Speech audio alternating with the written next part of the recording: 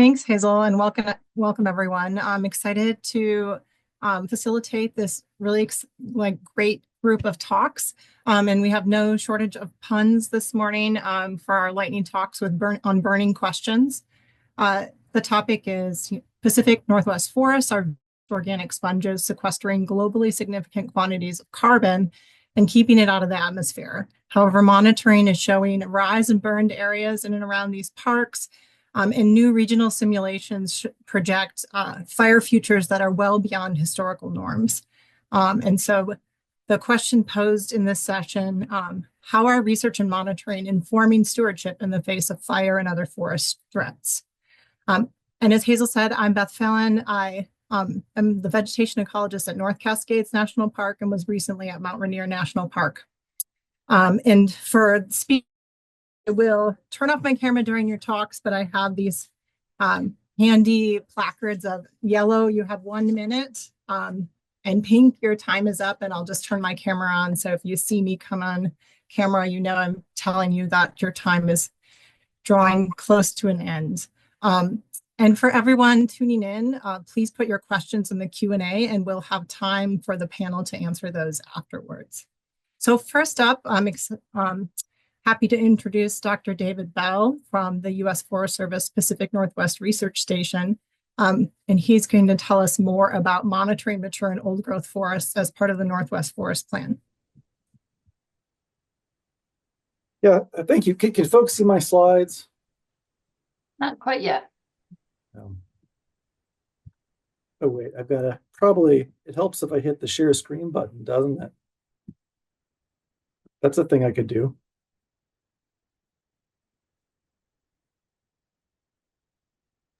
Looks good. Okay. Well, so yeah, thank you. I'm going to talk today about work that's part of the late successional old growth monitoring efforts that I'm involved in. It's within the Northwest Forest Plan area. I think it's important to sort of point out, why do we have a Northwest Forest Plan? Well, it really comes back to the listing under the Endangered Species Act of the Northern Spotted Owl in 1990. Here's a map of the United States with the sort of distribution of the owl in the continental United States, and that maps the Northwest Forest Plan area. And part of the plan involves monitoring the effectiveness of the plan with respect to different characteristics. And one component is late successional old growth forests, or what we tend to refer to as LSOG.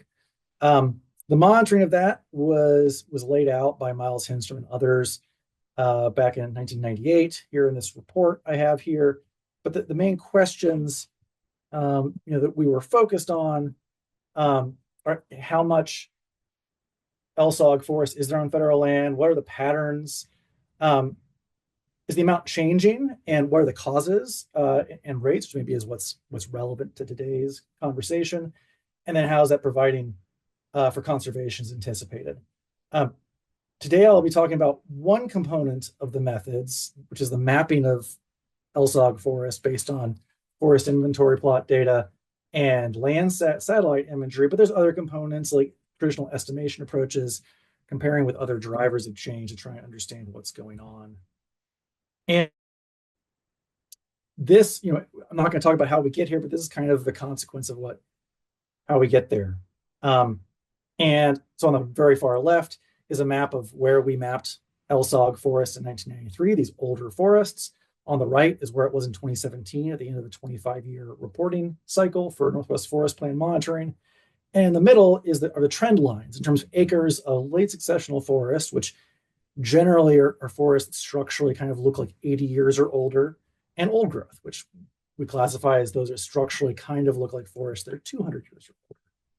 I think the main point here is up to 2017 that those patterns, those trends were flat, plus or minus 0.3%. But really, you look at that, and there wasn't at the broad scale a lot going on. Now, individual landscapes, there were gains or losses, but not much going on sort of across the entire area.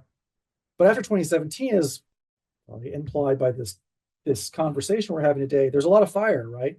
So on the bottom, I have the area burned in the Northwest Forest Plan area. And you see this big uptick from 2017 on. This is just showing through 2022. And I'm highlighting some provisional data we've been working on, but the upshot is that these fires have burned over a lot of late successional old growth forests in the region and seems to indicate some substantial losses in a short window of time. And so from the point of view of the park, what does this broad scale monitoring tell us? Well, it gives us a broader context, but we can actually use the same type of data to look at parks in particular. And this is what I did. I kind of pulled out the acreages of these late successional old growth forests for Olympic, Mount Rainier, and North Cascades parks. And I want that's kind of on the right hand side. Again, there's provisional data from 2018 on, but I want to point out a few things. First, for Olympic and Rainier, yeah, there's some fluctuation from year to year, but it's relatively flat in general in terms of our maps. But North Cascades, there seems to be a decline. And that decline coincides with, on the left-hand side, this percent of parks that experienced fire. So some fires in 2014 and then 2021, 2022. And so it appears that, like the broader region, North Cascades maybe has seen some losses due to fire, but Rainier and Olympic seem to not be seeing that so far. But interesting, other disturbances come out of this monitoring, not just fire. We can see, for example, a decline at Olympic in 2008, which seems to correspond with a large winter storm that we had in 2007. And so really, in conclusion, this broad scale monitoring, it integrates forest inventory and remote sensing to give us an idea of where late successional old growth forests are and how they're time. Across the region, fire seems to have emerged as a major threat. And I think that approaches like this could be used at the level of the parks to add sort of another monitoring tool in the toolbox that could assess, well, are the parks acting like the rest of the landscape, or are they doing something different? And so with that, I'd like to thank you all and thank funding sources as well as the 25-year report monitoring team that worked on this work. Thank you.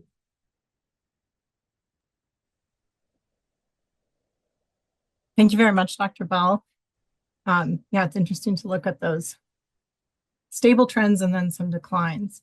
And so next up, we're continuing on forests and more about how forests sequester carbon and trends and monitoring that work from Dr. Andy Gray with the U.S. Forest Service, again, at the Pacific Northwest Research Station. Great. Thank you very much, Beth. Let's see. So in addition to spending many wonderful trips in the North Coast and Cascades parks, I've been studying the changes in forest carbon on the West Coast for the past 15 years. So in my talk today, I want to share with you a great resource that is available to you and provide some results that are relevant to the parks. Now, the first comprehensive inventory of PNW forests involved extensive work and mapping of individual stands. And this is a section of a 1940 map around Mount Olympus, showing stands by forest type and tree size class, with different colors for old growth Douglas fir, Sitka spruce, western hemlock, and silver fir dominated areas. But Forest Survey became Forest Inventory and Analysis and moved to a systematic sample of all lands and statistically robust estimates for areas of interest.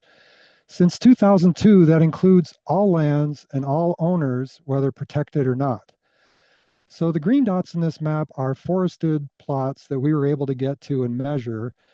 And you'll notice there's a high density of points around the Cascades and around the Olympics. And that's because the National Forests pay to install additional plots for extra measurements. And they also measure plots on non-forest lands. But I'll point out a lot of the yellow dots here in the North Cascades and Olympic National Park. Those are classified as hazardous that we think might be forested, but that our crews were unable to measure.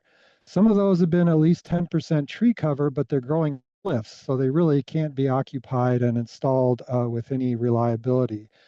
For others, the terrain and vegetation make it too difficult for crews with full packs to get close enough to where they can camp and then hike to a plot, install it, and get back to camp in a day.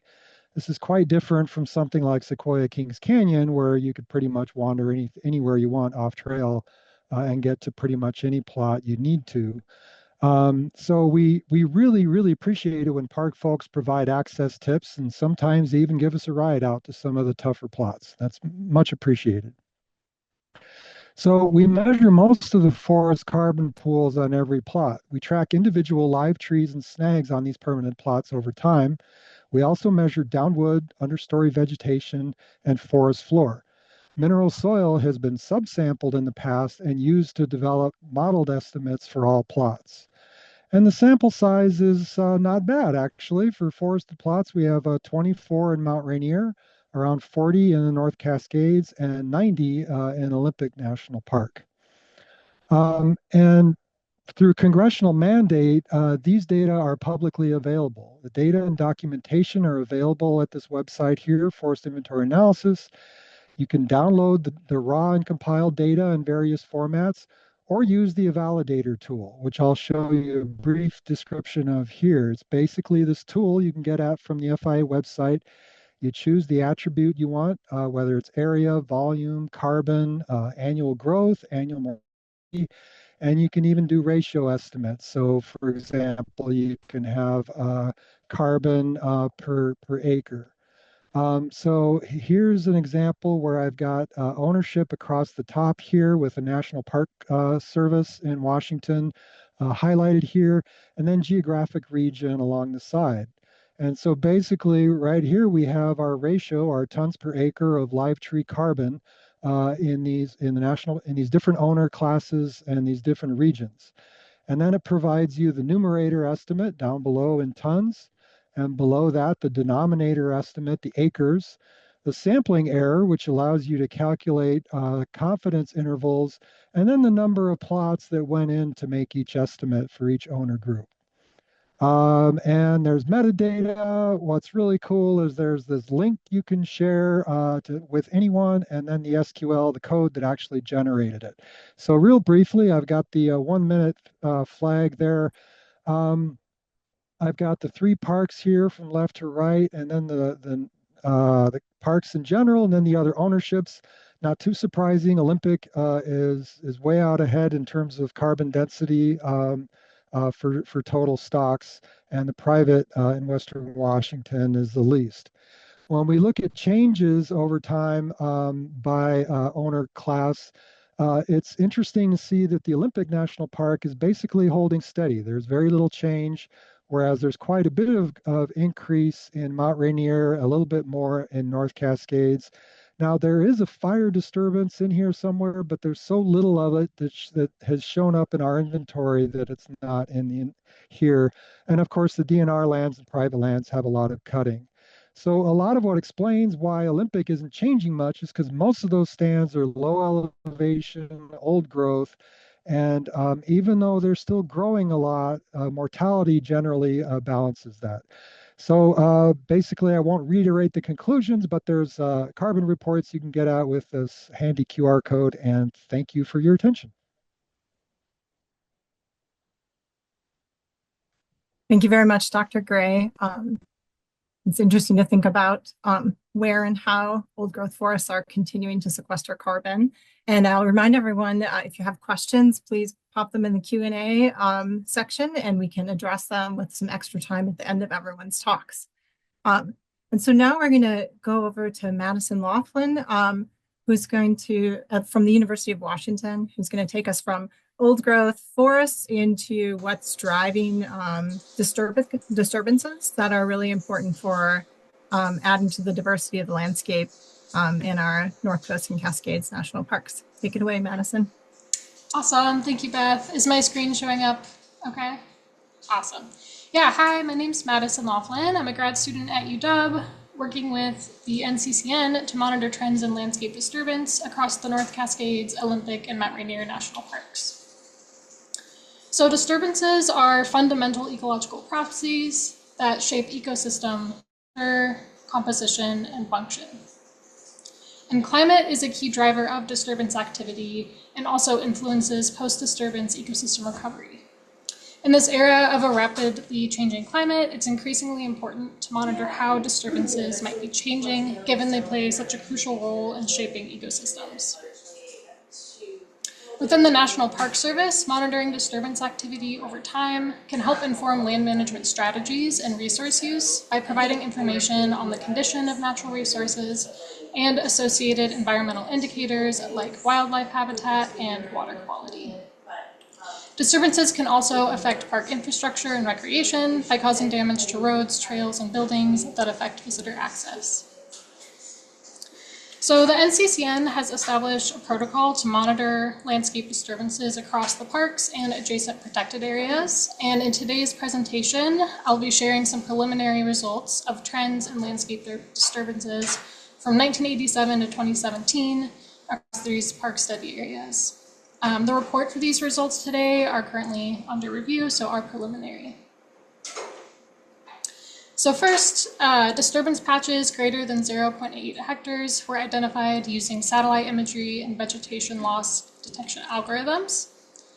We then, patches were manually labeled with a disturbance agent, which included fire, riparian change, avalanche, defoliation, mass movement, and blowdowns. There are a few others, but we won't be reporting on them in today's presentation. But then we were looking at trends over time in annual disturbance area, mean patch size, and number of disturbance events for each disturbance type. So overall, we found that fire was the most extensive disturbance affecting all three park study areas combined, accounting for about 78% of the cumulative disturbance area from 1987 to 2017. And so this graph is showing cumulative disturbance area on the x-axis and then our different disturbance types on the y-axis. And most of that disturbance activity, particularly fire and defoliation, were occurring in the drier portions of the park study areas. And these areas exist within the rain shadows of the Olympic and Cascade Mountains. The rain shadows of these mountain ranges experience overall less precipitation and drier climatic conditions, especially in the eastern Cascades. And because climate is a key driver of disturbance, the differences in precipitation east versus west side of these mountain ranges correspond to differences in what expected disturbance activity we might see, which is reflected here in these results. Within the North Cascades study area specifically, fire was the most prominent disturbance, followed by defoliation activity. And on the map, you can see that most of that fire activity occurred again in the eastern Cascades within historically fire-dependent forest types. And there were no significant trends in any disturbance types over the 30-year period examined. In the Olympic National Park, disturbance activity overall was much lower than the North Cascades study area, but was most affected by fire and riparian change. And we did see significant increases in the annual area affected by fire.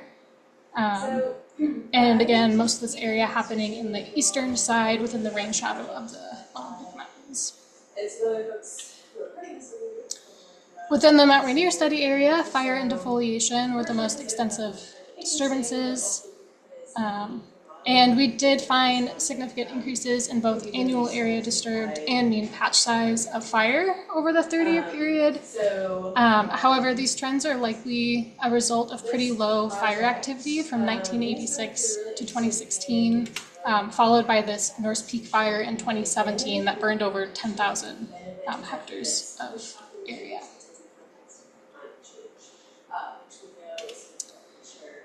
So some key takeaways.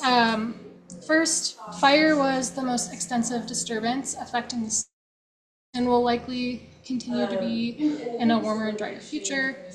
From 1986 to 2017, the observed fire activity in our study area wasn't abnormal relative to historical expectations. However, it's uncertain whether this will continue to be the case under continued warming and drying. Second, disturbance activity was concentrated in the drier portions of the park study areas, and these are areas we expect to have greater fire activity in the future. And finally, more monitoring is needed. So with that, I want to thank you for your time and to all my co-authors and funding sources.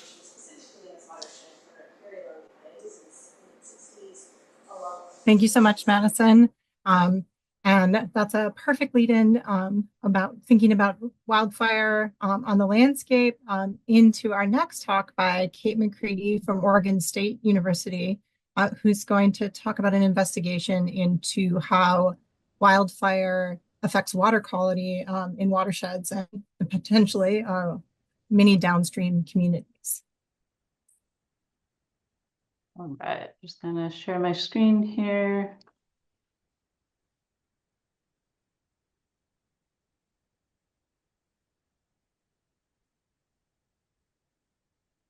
And I can see the full PowerPoint. You can see the full PowerPoint. Oh, yeah. And now it's in slideshow. Looks great. Perfect. Thank you. All right. Good afternoon, everyone. My name is Kate McCredie. I'm a researcher at Oregon State University, and I'm very excited today to talk a bit about wildfire and drinking water quality and to highlight some of our recent monitoring work in the North Cascades. So about 2/3 of the world depend on forests for clean drinking water. And over recent decades, as we just learned, forest fires are increasing in severity and frequency in some regions, with sometimes immediate or catastrophic consequences to communities. And within forests, that post-fire landscape can be dramatically altered for years or decades, where pollutants are mobilized to streams. We may see increases in sediment, nutrients, heavy metals, and these constituents can create challenges for downstream drinking water treatment intakes, sometimes forcing plants to shut down temporarily. And in some cases, these changes in water quality can last decades. And so this conceptual model has been built out of really great long-term research from dry regions like Idaho, Colorado, and the Northern Rockies. But obviously, these regions can look really different from our north or west side forests of the Cascades. So it's important to highlight that this conceptual model includes high severity wildfire, but we know that wildfire can behave really differently depending on the topography and forest composition. And so it also includes this idea of high intensity rainstorms, which we typically don't have in our region. And it leaves a lot of questions about drinking water treatment facilities. So does it make a difference where you are located relative to the wildfire? What types of treatment or technology are more or less equipped to handling degraded water quality after wildfire? And so as part of a much larger project, we wanted to apply this question of what is the risk of wildfire to water quality throughout Oregon and Washington, which is a really big study area. So one of the empirical approaches we've been taking is to place sondes, which are just multi-parameter probes capable of measuring many different things, and placing those sondes in paired watersheds. So the triangles here are those sondes that are placed in a burned and an unburned catchment throughout the different ecoregions.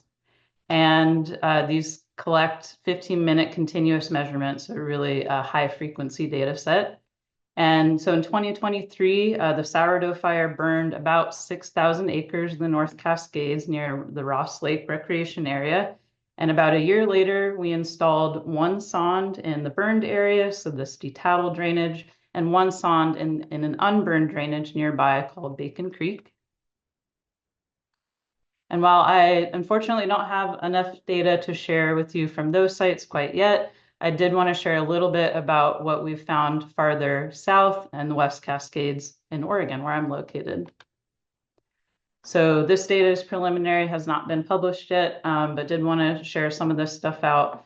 So far, we found that FDOM, which is a proxy for dissolved organic carbon and one of the concerning constituents for drinking water, we found that it's actually higher in the unburned catchments, which is opposite of that conceptual model that I just shared earlier. So on the y-axis here, we've got FDOM, which you could just think of this as a concentration. And on the y-axis, we've got the amount of time that FDOM value was recorded. So just the key takeaway here is that consistently it's our unburned catchment that has had higher FDOM. On the right-hand figure here, we have turbidity. So turbidity here on the y-axis, x-axis is the amount of time that turbidity value was logged. And surprisingly, we don't see a difference between burned and unburned catchments, which is, again, opposite. We were expecting to see that it was the burned catchment that would have higher turbidity. So if you look at physical water samples, this was taken after the first fire storm and a nearby watershed that was burned this last summer. We took approximately hourly samples over 1 week in 4 watersheds. And again, we were expecting to see that DOC was higher in the burn catchments, but that's not what we found so far. So the unburned catchments, being the green and the purple lines here, consistently higher DOC over time in those unburned catchments. And again, that y-axis is just the concentration of dissolved organic carbon. And so like any good science, this sort of leaves us with more questions than answers. But just wanted to throw a couple of extra questions out there that we're asking on this project. So the question we started with are, how are research and monitoring informing stewardship in the face of wildfire and other forest threats? We wanted to ask some questions like, well, what is the threat of wildfire to water quality in our region as it relates to drinking water? What characteristics of a watershed create greater resilience or risk to wild impacts? And what characteristics of that downstream community, so the infrastructure, the resources, create greater resilience or create more risk to wildfire impacts? And that's it. Thank you.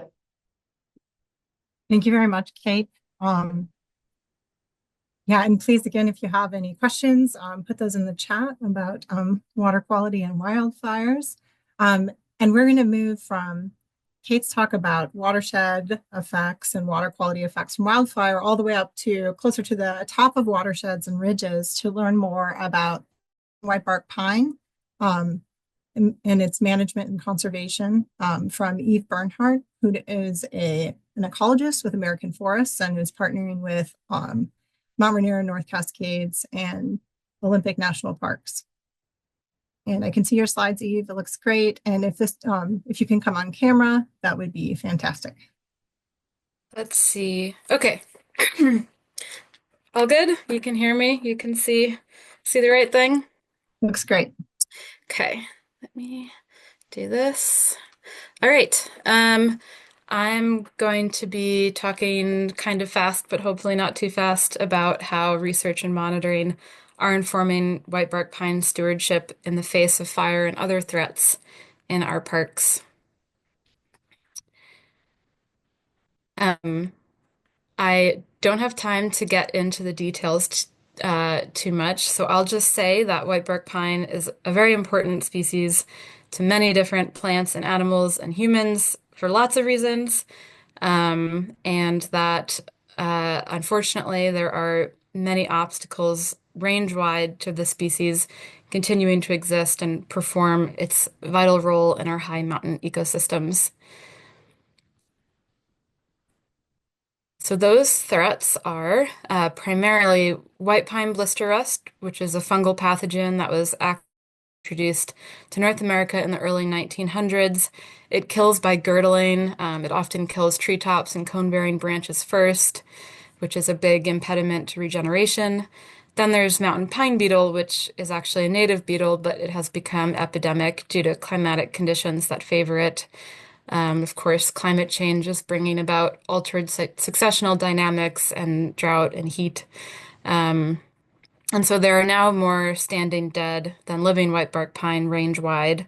Although mortality can be difficult to track with trees having been dying for over a century, we have developed some sense of things over about 30 years of monitoring efforts in our parks.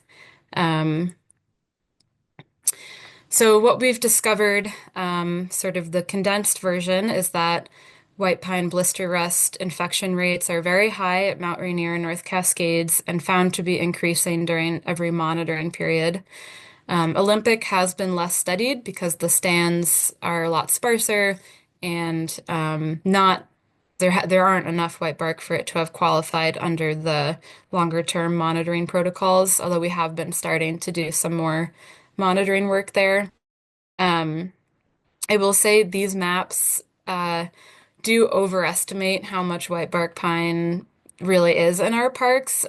They are showing the vegetation class that includes whitebark pine, and we are working with research partners to improve the outlines.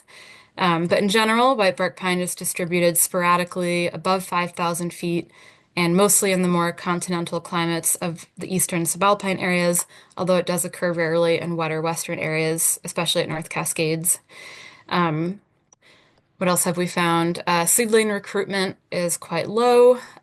Historically, mountain pine beetle activity was found on only about 1% of trees, but it has been increasing statewide in whitebark pine stands. That's according to aerial surveys. And in our last effort last summer, it was found in roughly 10% of the populations. However, there is hope.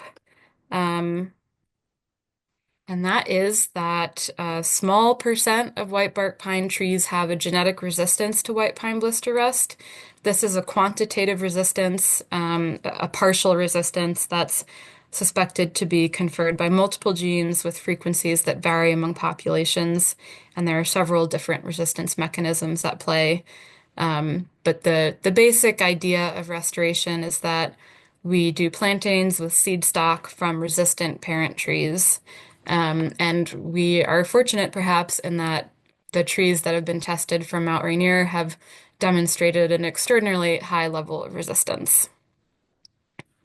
However, there is a wild card to all this, which is fire, which really presents both a barrier and an opportunity for recovery.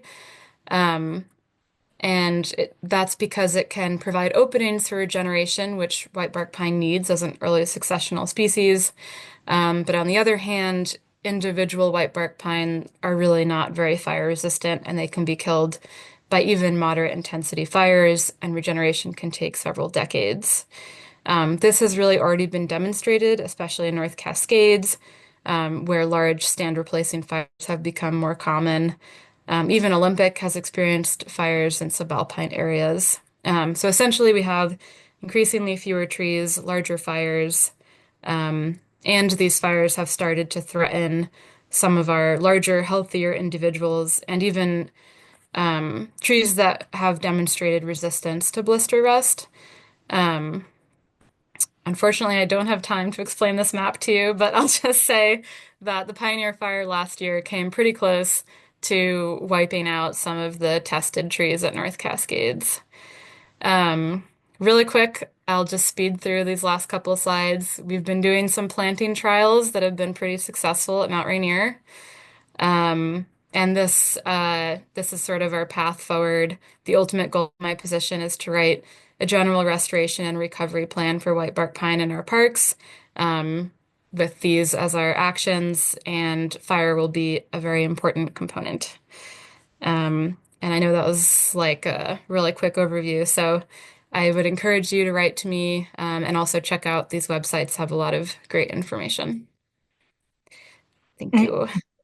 Thanks very much, Eve. And then we're going to kind of roll down slope a little bit from Eve's talk on whitebark pine and the ridges to thinking about, instead of those long-lived whitebark pine, Dr. Ella Gray at Oregon State University is going to talk about the giants of the forests of Mount Rainier. Thank you, Beth. Let me go ahead and share my screen. Which they changed how this works, of course. Hold on a second. Okay. You think you have everything set, and then they mix things up on you. All right, well, thank you, everyone. So I'm a postdoctoral scholar at Oregon State University and a research fellow with the Northwest Climate Adaptation Science. And yes, I'll be talking about large trees in Mount Rainier National Park. So first, why large trees? So these are keystones of forested ecosystems. They, provide wildlife habitat and forage, affect local temperatures and moisture conditions, store a lot of carbon, influence a lot of nutrient cycling and availability, all disproportionate to their relative abundance. There might not be a ton of large trees on the landscape, but they are extremely important even where there are only a few of them. And of course, they're also very culturally important. We're in national parks. People come to national parks to see large trees. Sometimes there's national parks specifically developed around large trees. And of course, they're also very important for the many indigenous peoples who have lived in and around what is now called Mount Rainier National Park since time immemorial. So for this project overall, we have a few research questions really focused on, what species of large trees might be more susceptible to climatic changes, where in the park could they, the abundance change the most, where can managers focus their efforts, Right now, we're really focusing on a subset of that, just what's there, before you can kind of understand what's changing, just understanding what the demographics are. So to answer those questions, we're using data from the Pacific Northwest Permanent Sample Plot Program across Oregon and Washington, but has 16 plots located in Mount Rainier National Park, pictured here on Google Maps, spread across the entirety of the park and the forested areas from, the northwest, southwest to the east side. And we're looking at all trees with a diameter of at least 76.1 centimeters at breast height, so at 4.5 feet off the ground. There's also criteria you could look at even larger trees, but this is where we're starting with. So what do we have? Let's compare the first inventory that we have in our data set in 77, 78 to the most recent inventory, 2017. In the 70s, there are nearly 550 large trees across all 16 stands. In the most recent inventory, that increased to 614. So we have more large trees. That's great. And we have good species representation. There are 9 different species in this size class in the 70s. We're up to 10 now. Some subalpine fir grew into these larger size classes. So we have diversity of species within this size class, which is also wonderful. So what does this look like in terms of plots? There's a lot of variation. So we can see here between the first inventory on the top, the second inventory on the bottom, that each plot looks a little different. There's a lot of different species combinations. Some plots are dominated by Douglas fir, others have a lot more Pacific silver fir or Western hemlock. So not only do we have a good spatial distribution of trees across all these plots, we have good species representation as well in all corners of the park. And if we look at these trends more over time, so here's a series of graphs showing the stem count of these large trees by year for each individual plot or stand. And we can see overall, there's some increases in some stands, there's a few decreases in some stands, but generally things have been pretty steady. So we don't have any drastic changes in the number of these trees across the park. So some of our initial takeaways, we're seeing that large tree numbers have so far been largely stable. We see that large trees occur across all PSP stands in the park, so there's good broad spatial distribution. And most of these tree species in the park, most tree species in the park occur as large trees, 10 out of the 17 species that are present in the PSP data set. So when we think about some of the risks to these forests, including fire, climate change, insects, it's nice to know that we have, a good number of large trees present in the landscape. They're spatially spread out. So if there's a severe fire in one part of the park, there's other parts of the park that won't necessarily be affected, and there's species diversity. So pathogens might not show as much of an impact on some of these trees. So I can wrap that up. Thank you. I want to acknowledge all the partners, National Park Service, U.S. Forest Service, Oregon State University, of course, Northwest Climate Adaptation Science Center, who is funding this research.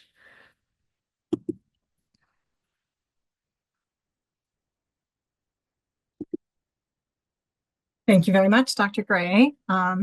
It's exciting to know that we still have those big trees out there. And so next up, we have Julia Goolsby from Cornell University, who's going to help us think about, we have these ancient systems that are facing potentially large scale changes. How do we think about that work using a case study at North Cascades National Park? Oops, that was my timer. All right, I see your slides and I see you. Take it away. Awesome. Hi, everyone. Let me just move the Zoom thing away. Great, and everybody can see my slides. Awesome. So my name is Julia Goolsby, and I'm a graduate student studying environment and risk communication at Cornell University. And I'm so excited today to talk with you all about research that I've been doing with an amazing team, including Amanda Cravens from USGS, who's also on this call. So we conducted social science research, so a bit of a gear shift from our previous presentations, across 4 national parks to better understand the social and personal factors that shape park managers' decisions in the face of directional transformational change. So one of our 4 case studies was North Cascades, which is why in the photos on the slide, I have a picture of the road into the park, as well as a picture of me with Karen Copper, the former fire ecologist at North Cascades.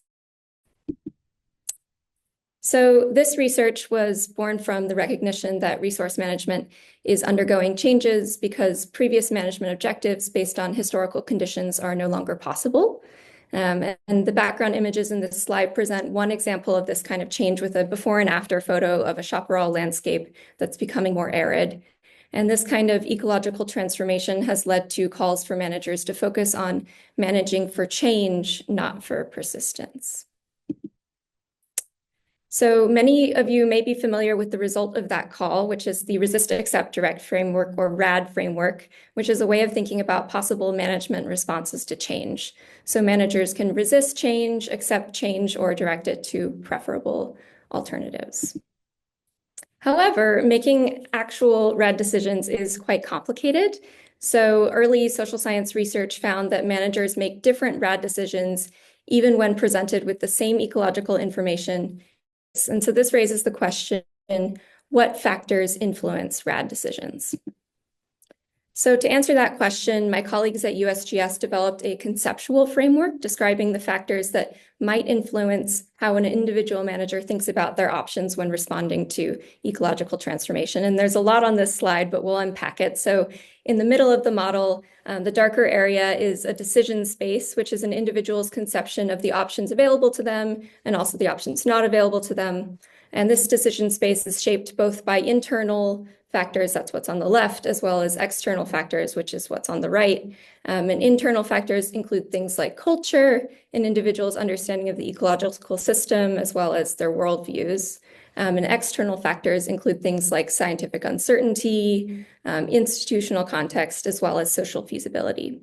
So the takeaway here is that managers' understanding of the management options available to them, that is their decision space, is not just shaped by scientific information, but also many other social and individual factors. So the next step is testing this model or thinking about this model more empirically. And obviously our research couldn't look at all of these factors. So we looked specifically at 2 parts of the diagram. And so first we asked, regarding the right side of the diagram, how are individual managers' RAD decisions influenced, supported, and or constrained by laws, policies, agency culture, and other aspects of the institutional context that managers work within. And second, we asked, what roles do individual level psychological factors and emotions play in RAD decisions? So to answer these questions, we undertook a 4 case study design, and this slide is an overview of our research process. And the 4 images on this slide are screenshots from each of the 4 national parks websites. So Sequoia Kings Canyon, North and Acadia. And first, we worked with partners in each park to co-produce the research design. And then we conducted interviews and focus groups with park staff. And lastly, we are now at the final step where we're synthesizing that data and comparing results across parks. So just to give you a brief glimpse of what we're finding, we're still in the process of analyzing the data. So again, we're focusing on West Side Fire in old growth forest, including decisions pre and post fire. And we're finding that there's no simple decisions. Big surprise, fire management options are shaped by operational constraints, stakeholder views, understanding of future impacts on natural and cultural resources, as well as legal constraints and others. So given that managers are balancing many factors and dealing with uncertainty about the outcomes of their decisions, prior planning and identification of resources of value can aid in decision-making. And in this effort, cross-boundary collaboration is crucial. So lastly, I just want to thank all the people who have made this project possible. Co-produced research takes a village, including our partners, our core research team, our advisory brigade, and our funding. Thank you. Thanks so much, Julia.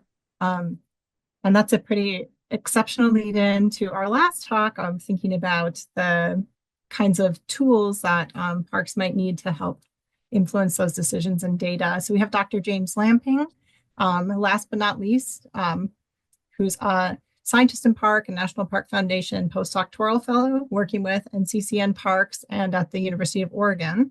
And James is going to talk more about building tools and helping the parks understand forest vulnerability. And I can see your slide. I don't know if I can see you on camera, James. Oh, I see you. So take it away. Thank you for that introduction. Like Beth said, I'm James Lamping. I'm a scientist in the park postdoctoral fellow. And I'm here to really present kind of like a new project that we're just getting off the ground with fellow people on the project, Beth Fallon, John Bosch, Catherine Kopis, and Melissa Ash. So kind of, let me get rid of Zoom window. Here we go. Kind of going back to the plenary presentation yesterday, Dr. Lawler, there have been a number of climate assessments in the parks across the United States, really at various scales.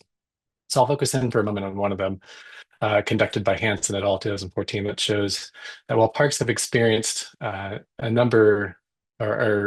have experienced varying levels of warming over time, parks in the Pacific Northwest are really projected to have the largest decreases in annual precipitation near the end of the century. How forests will react to changes in climate can be really complex and will be based on multiple interactions between vegetation dynamics, topography, climate, disturbance. And this figure over here kind of shows those little feedbacks. Changing climate really changes overstory density, changes understory composition, back and forth between those two. And those dynamics really also affect things like forest productivity, tree regeneration, nutrient cycling. So things that we know is that the future climate will alter and change overstory forest structure and composition. And also that the composition of the understory, these shrubs, forbs, tree seedlings, have a relation to those overstory tree canopy and structure and compositions that we see. What we really don't know is how will the spatial interactions of climate, composition, and management really shape the future of our national parks. So that's where this project comes in. We'd like to assess the vulnerabilities within the Pacific Northwest National Parks through integrating multiple different data sets to create continuous spatial predictions of understory shrub composition. And we want to utilize already existing data on the overstory with our predictions of the understory in a large landscape model to explore how a changing climate influences the future of national park systems. Kind of like what I was saying, there's already, we have detailed estimates of overstory tree forest structure and composition from the LEMA group, the Landscape Ecology Modeling, Mapping, and Analysis group at Oregon State University. And this map off here to the left is just an example of what some of that data looks like. This is basal area across southwest or northwest Washington. And this also gives us information about tree density, diameter distribution, overstory species composition. And the idea is we're going to integrate what's available at UCN is really dense shrub and understory observations and draw on those relationships between overstory forest structure, composition, and things like climate to make continuous predictions of understory shrubs across the different parks. We're also currently processing the most recent LiDAR data for the parks to use metrics of measured forest structure as a way to improve our predictions. So here you can see an image of the Hoh River watershed as a satellite image. And now overlaid on top of that is a 30 by 30 meter structural statistic that we've extracted from the LiDAR data. And in this case, we're just showing entropy of height distributions. Really, this is just a diversity index of height. So higher values mean there's more diversity in the height. Lower values means there's less diversity in the height. But we've actually extracted a whole bunch of different metrics from the LiDAR data. And we'll be going through and determining which metrics really best explain the observations that we see in that NCCN plot data. Once we have the overstory and understory continuous maps, we're going to integrate those into a large landscape model called Landis2. This is an open source, spatially explicit process-based simulation model, and it can forecast interactive effects of climate, succession, management, multiple disturbances. It can simulate monthly growth rates, competition, mortality, regeneration. It also tracks above ground biomass, soil organic stocks, and forest composition over time. We're also going to be using a module in Landis called Social Climate and Fire. And so this module simulates disturbance from fire, but also has three different vectors of that fire: natural fire, human accidental caused fire, and a tool of forest management. And really, the goal of this project is to better understand the different vulnerabilities of our Northwest Park ecosystems due to changes in climate and fire regime. And we want to see like if there's any projected shifts in forest composition, amount of late and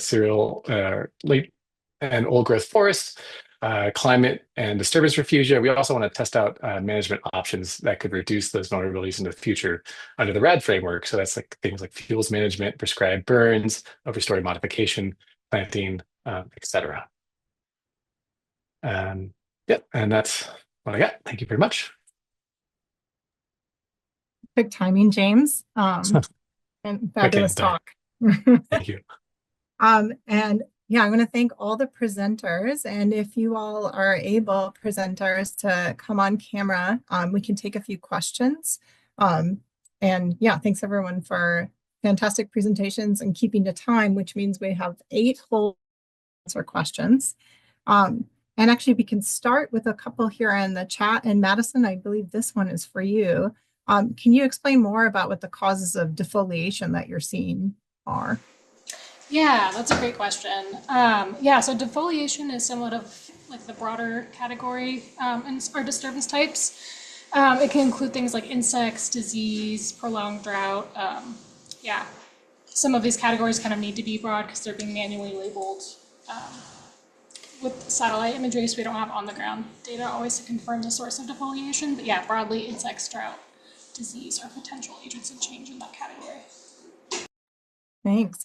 And then maybe a follow-up for David or Andy. Does FIA data capture defoliation from the ground? To some extent. I mean, crews are basically visiting once every 10 years, so it has to be an defoliation or impacts from defoliation, so thin trees or ground damage. Of course, the remote sensing Dave does on an annual basis would be able to pick up some signal, but I'll let him touch that if he wants.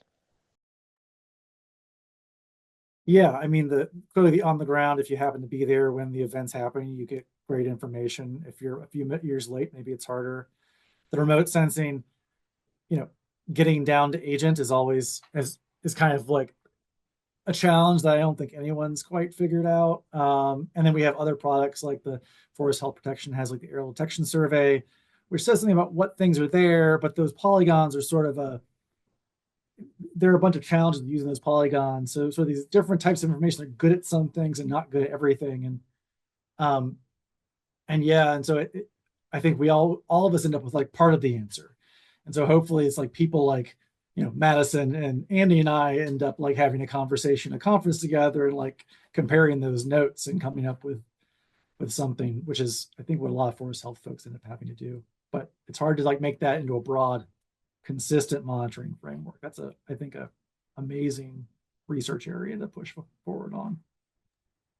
Yeah, I'm really struck by the way these talks highlight the extreme effort of groundwork. And Dr. Gray or Andy, I really like that old map that you showed where there used to be these really extensive efforts to ground map vegetation communities, and how much like FIA and the PSP plots and some of the North Coast and Cascade monitoring still invests a lot of effort in groundwork that can be transformed into large scale and remote sensing projects. I'll just chime in that, even though we might miss a specific defoliating event, we are able to follow the change in growth and species survival and behavior over time, so we can infer some of what's going on. And Ella, this is a question I think, or it says Dr. Gray, so you can both take it. What related research questions would you like to see worked on next? So I have a question about large trees, Ella, so I'll take over this question a little bit. Yeah, I'm curious where you might like to go with your large tree data. And I'm also interested in what you think about trees that historically weren't large in the data set becoming large and what that might mean. Yeah, so I have plenty of ideas of where to go next with this research.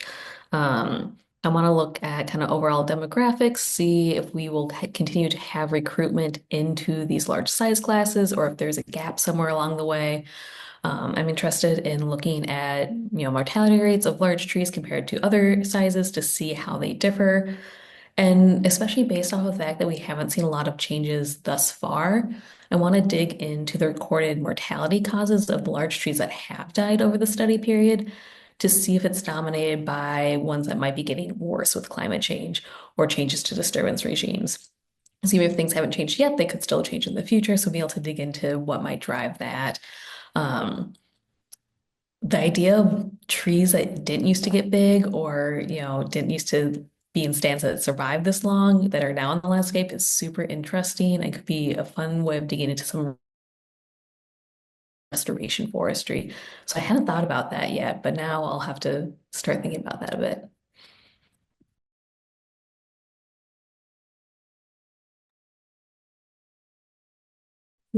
And if anyone here has questions, let's see, I'm interested in maybe we could do anyone who wants to jump in. But given all of your work, is there something you think is really important that research and community members should be thinking about in terms of their forests now and into the future?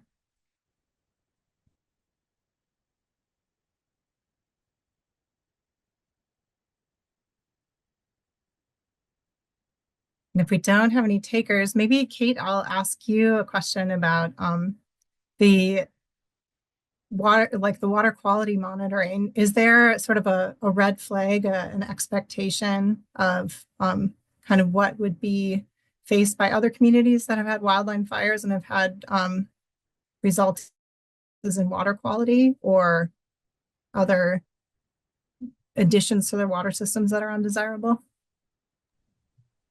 Yeah, I think we haven't heard of many reports here, at least in Oregon. And we've been working closely with the water quality plant in Eugene, which is a nearby larger city that was part of that 2020 really high severity, high frequency wildfire year. So I'm not saying there's nothing to worry about, but it seems like so far there's something that makes our systems here resilient. So I think it's just kind of getting those empirical observations to understand why, like, what about the forest? What about the soil structure? What about our waterways is sort of shaping up to make it so that we're more resilient? Because we just aren't seeing like those black water events that some of those reports from Colorado have reported, or that really high increase in sediment yet. I'm sure there's some report of it somewhere throughout Oregon or Washington, but we just aren't seeing that quite yet. So could be good news for us here. Yeah, we like hopeful news. Yeah. And then Andy, I think you saw the question in the chat about volunteer opportunities for early career bios. Did you want to take that sorry, one? I moved that to the wrong tab there, to the answer tab. But yes, we have lots of people that like to go in the field, and we love to have more people. We're actually quite short-staffed at the moment, so yeah, get in touch with me or the FIA program, and we'll get you plugged in. All right, fantastic. And we are right at 2:00. So I want to thank all of you for taking the time to share all of your exciting work. And if folks have more questions, I believe there's a follow-up Zoom meeting later tomorrow, Hazel, right? Yeah, one of the lunch groups tomorrow will be vegetation. So if you are around between noon and 1 tomorrow, please feel free to jump into that one. Yeah. And yeah, thank you all again. And thanks everyone for tuning in.